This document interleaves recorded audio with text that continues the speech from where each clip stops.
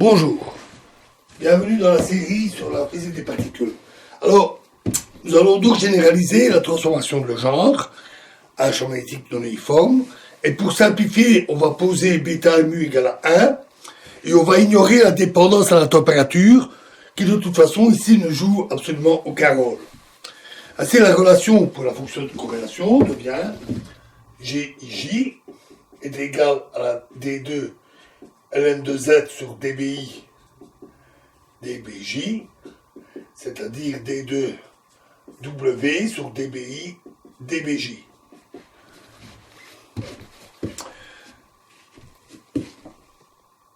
Et on définit le potentiel gamma, cette fois-ci, comme gamma égale somme des MIBI, somme sur I des MIBI moins W, où MI est la moyenne du spin SI, c'est-à-dire aussi des W par rapport à BI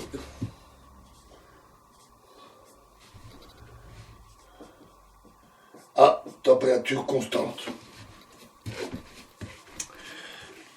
Voyons maintenant la relation dBi sur dMj.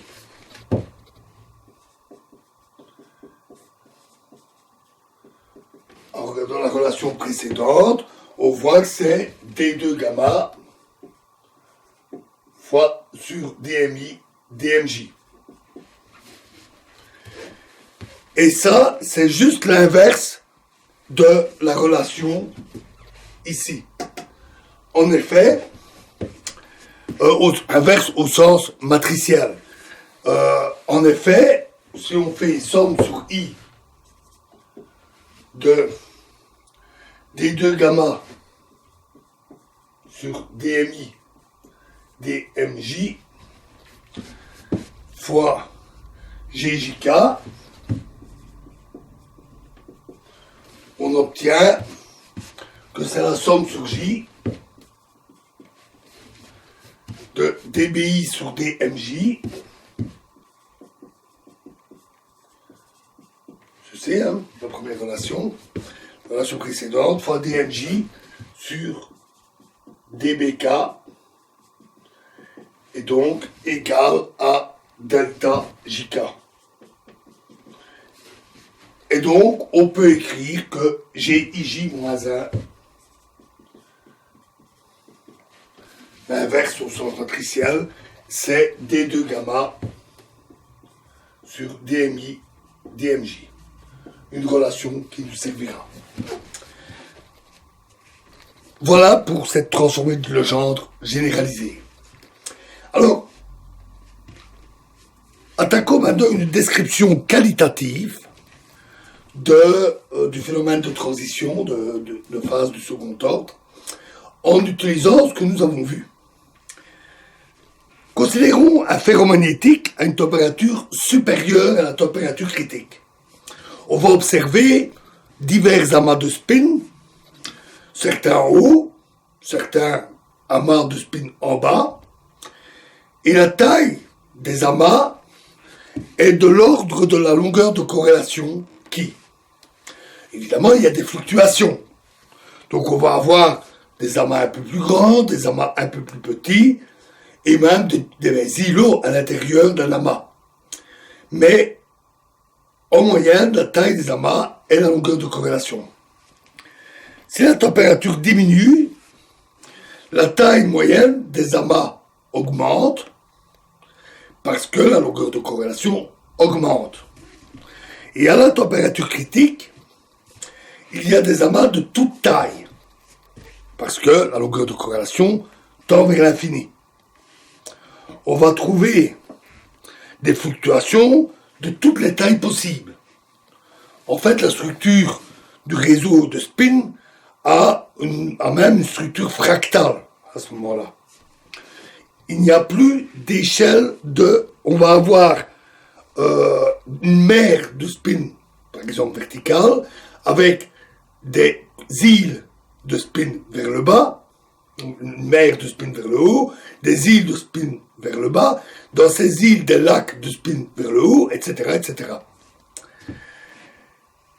Il n'y a plus d'échelle de longueur, puisque on a le même genre de choses à toutes les tailles. On dit que la physique, à température critique, est invariante d'échelle. La situation est assez remarquable, parce qu'on est parti initialement d'une interaction à courte portée, et même simplement entre plus proches voisins. Et on découvre au final des corrélations à longue distance, de l'ordre de la longueur de corrélation, et même à distance infinie à la température critique. Ces corrélations rendent inopérants tous les développements perturbatifs habituels qui s'appliquent seulement pour des corrélations de courte portée, typiquement quelques angstroms. Il peut parfois, par exemple, arriver que la théorie des perturbations se traduise par l'opération d'une intégrale du type intégrale de A acquis de d lambda sur lambda, où lambda est la longueur d'onde d'une fluctuation. Cette intégrale est évidemment limitée vers le bas par le pas du réseau. C'est ce qu'on appelle la condition de Brillouin. Ce résultat montre, dans l'étude des phénomènes critiques, que toutes les longueurs d'onde entre A et Qui sont équivalentes. Elles jouent un rôle de même importance. Les fluctuations de lambda comprises entre A et 2A donnent une contribution ln de 2 à l'intégrale. Mais si on prend un intervalle entre 1000A et 2000A, eh bien, on a encore un ln de 2. Et donc, le découpage à intervalle donne tous des résultats de même importance.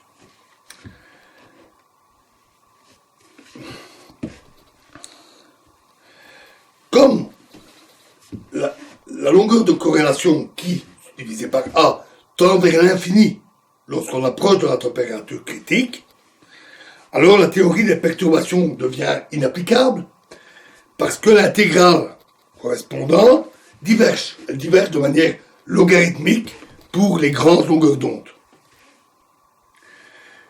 Cette complexité, par contre, a un côté positif. Comme la transition de phase est un phénomène collectif à grande échelle et qui ne dépend pas de l'échelle considérée, de la longueur considérée, elle est invariante d'échelle, on peut imaginer que certaines caractéristiques de la transition ne dépendent pas, ou plutôt ne dépendent que de propriétés très générales. Par exemple, la dimension grand D de l'espace, la dimension n du paramètre d'ordre ou la symétrie des couplages, et qu'elle ne dépend pas du détail des interactions. On appelle ça une propriété d'universalité. Par exemple, les modèles d'Ising sur réseau carré ou sur réseau triangulaire conduisent aux mêmes exposants critiques. On a les mêmes exposants, qui sont des quantités qualifiées d'universelles, caractérisent une classe de modèles. Au contraire, une quantité comme la température critique, elle dépend des détails de l'interaction. Elle est dite non universelle. Une autre propriété au point de transition mérite d'être signalée. Le modèle d'Ising, par exemple, a 2 dimensions. Sur un réseau carré, n'est évidemment pas invariant par rotation. Si on a un réseau carré et un axe de rotation perpendiculaire au réseau. Évidemment, à cause du réseau carré, ce n'est pas invariant par rotation.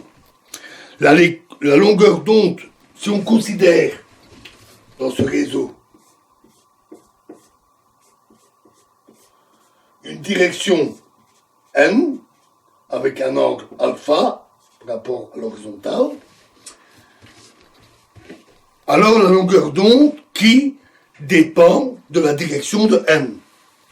On peut calculer que qui pour alpha égale 0 divisé par qui pour alpha égale pi sur 4, c'est-à-dire 45 degrés,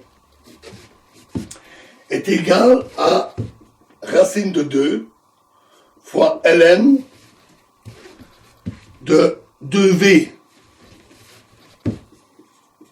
sur 1 moins v carré divisé par ln de v fois 1 plus v sur 1 moins v. Avec v égale tangente hyperbolique de j sur kt. À température élevée, largement au-dessus de la transition, ce rapport est très différent de 1. Donc on n'a pas d'invariance à la rotation.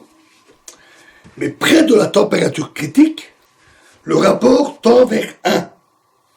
La longueur de corrélation est identique dans toutes les directions. Et le système devient invariant par rotation. Si on prend un tableau avec V, ce rapport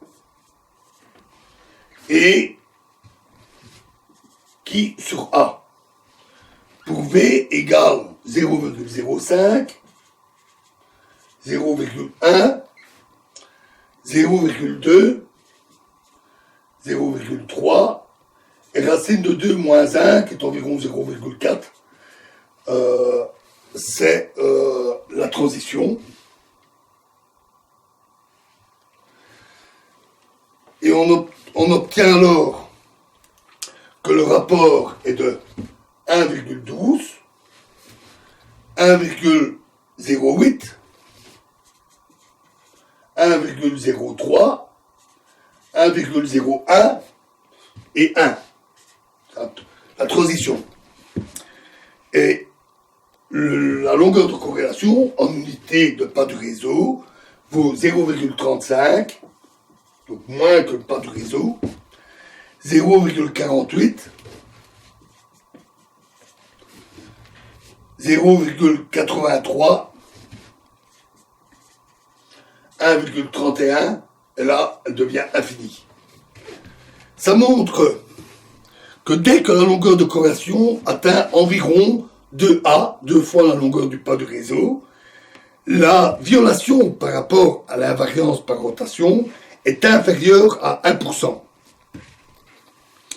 Cela signifie que le réseau, carré, triangulaire, ou la longueur du pas du réseau, ne joue pas un rôle fondamental près de la température critique. On a une invariance d'échelle, selon les tailles, et une invariance à la rotation. Et ça permettra d'utiliser, par après, un modèle continu, qui va nous faciliter beaucoup de choses. Voilà, alors nous continuerons cette analyse dans la prochaine vidéo. Je vous remercie.